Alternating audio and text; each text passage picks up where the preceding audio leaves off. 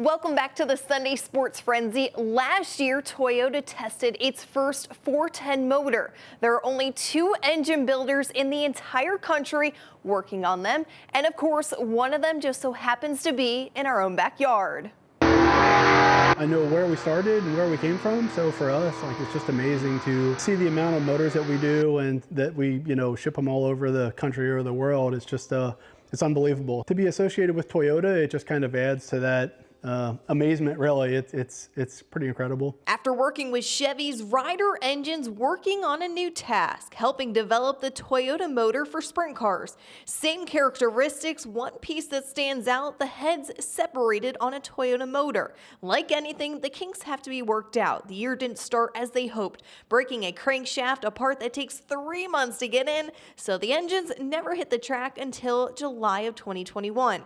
Ryder works with Speedway Engine Development. They developed all of Toyota's midget motors. We knew they ran well. We didn't want to try to reinvent the wheel completely and then hit the track and it didn't work. So we tried to take something that we kind of had a good idea already worked, put it into a Toyota platform so that when we hit the track, we knew that it was going to be competitive. Lucas Wolf, a driver lucky enough to race the Toyota engine 5 times towards the end of the season. I think the aspect of having another manufacturer involved in our racing is something that is good. But I learned a lot, met a lot of pretty cool guys, and hope to continue that in the future. The National Sprint Car Hall of Fame will induct 12 later on this year, 3 of them from the Keystone State. Nikki Kreis has more on a well-known manufacturer and mechanic from Snyder County who helped a well-known Central PA driver, Lynn Paxton, to a few marquee titles. The Selinsgrove Speedway is home to dozens of races throughout the year, some on the national circuit. Someone who helped get national exposure for the Speedway was this man, Ralph HEINTZELMAN Sr. HEINTZELMAN was a mechanic and car builder from Beaver Springs. He did a lot of stuff to sprint cars that people back then weren't doing, and that's what the sprint cars are today. He was one of the people that helped get sprint cars what they are today. Philip Lash met HEINTZELMAN after he graduated high school. Ralph needed some help pushing the car on the trailer, and I helped him.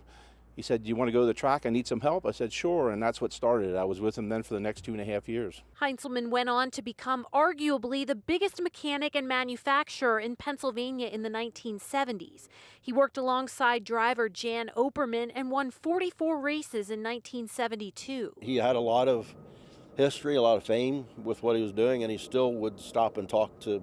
I was just a kid. I mean, I didn't accomplish anything at the time, and he took the time out to talk to me, and I thought that was pretty cool. When Phil Walter visited the National Sprint Car Hall of Fame a few years ago, he saw many names he recognized, but not Ralph HEINTZELMAN. So to me, Ralph belonged in there. Walter and Selinsgrove Speedway General Manager Steve Inch nominated HEINTZELMAN for the Hall of Fame, and this year he will be inducted. We're just so happy that Ralph is getting his day and recognition for everything he accomplished locally, but also on the national level. It should have been done a long time ago. Ralph was one heck of a guy.